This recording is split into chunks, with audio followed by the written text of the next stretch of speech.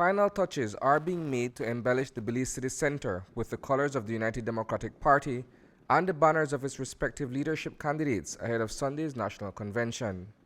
The gathering of delegates to elect a successor for retiring party leader Dean Barrow will take place here, but the long road to February 9th is a journey that has not until now been shared with the media. It really is a continuation of a race that I have long started on, and of course that started with my various levels of involvement in the party, starting from a street campaigner, working my way up to the deputy leadership position.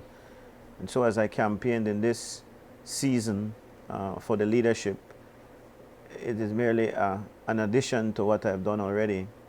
And in many respects, the people who I have to take the campaign to are people who I have engaged with numerous times before. Since declaring his candidacy in early September of last year, Deputy Prime Minister Patrick Faber has been leading an individual campaign to win over a select membership within the party by proving that he is the fitter of two candidates to lead the U.D.P into the upcoming general elections. As we wind down the campaign now, I've been able to convince the vast majority that will be needed in order to secure a victory that I am the right person for the job. From all outward appearances, however, it hasn't been an easy task. For a third time, Faber will be facing the same political opponent he has done battle with for chairmanship of the party in 2010 and for deputy leadership in May 2016. John Saldivar has kept a safe distance from our probing microphone, but his colleague Beverly Williams, who is running for second deputy, shared with us a vision for Team Saldivar. I believe that Team Saldivar is well placed. I believe we have ethnic and we have regional balance. And I think a party such as the Great United Democratic Party should have a party that looks like the face of Belize. And so we've had to visit and traverse and convince people as to what it is that Team Saldivar brings to the table. In doing so, Team Saldivar, like Faber, has had to canvass most of the country to sit down with delegates and listen to their concerns. We visited 25 of the 31 constituencies. So we've had group meetings within all those areas from north to south, east to west. Team Saldivar has also revisited those areas as a group. And then we revisited a third time, speaking individually, going house to house. And of course, as individually for me, as part of my campaign, we've been using the phone, talking to the individuals on the phone, hearing further from them in terms of how they feel, to get reaffirmation from them for their pledges that they made. And the campaign has been going excellent. But Williams isn't the only woman on the campaign trail.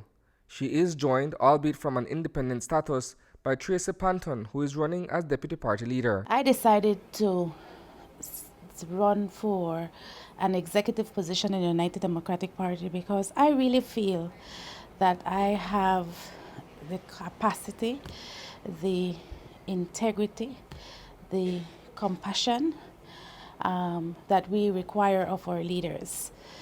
And I think that as a party, as we continue to evolve, we also have to bring a new face, a new vision, new ideas to the forefront of our party's thinking, and I believe very strongly I can do that. And also, I think it's time that women in our party have a stronger voice in the decision making, not only at the party level, but also in terms of government. With no shortage of self-assurance from any of the candidates we sat with today, News 5 turned to incoming U.D.P. Chairman Michael Perfeet for an idea of what can be expected on February 9th. Conventions are exciting processes. It's not going to be quiet, it's going to be loud and exciting. So that's what a convention is. However, the delegates know that they will be free to vote their minds and their consciences. Nobody will be forcing you to vote one way or the other. I mean, we're a democracy, everybody has a free vote. I know as we go closer and we get closer and closer to the convention, there will be mischief makers. You know, people trying to say, well, I hope they don't do this, I hope they do that. Listen, convention day on Sunday will go very, very smooth. And the only excitement will be just the excitement of us being together as UDPs. While there is indeed an eagerness that comes along with such a mass gathering, there is also a division within the party, a chasm, some say, that is par for the course with any intra-party race. That's what we're all working towards, an opportunity to win a fourth consecutive term in government. I believe whatever perceptions there may be in the public domain about a divide really comes from the fiercely competitive nature of the leadership race for the party. But I also believe that all of us, whether we are running for a particular position or we're focused on remaining grounded in our constituencies, we want to win a fourth term. There will be some measure of disappointment. There will require some healing within the party, but I think our desire to win and our desire to remain in government is far greater than anything that can divide us. And so I am very confident that the healing will come and will come in a very short amount of time. Reporting for News 5, I am Isani Cayetano.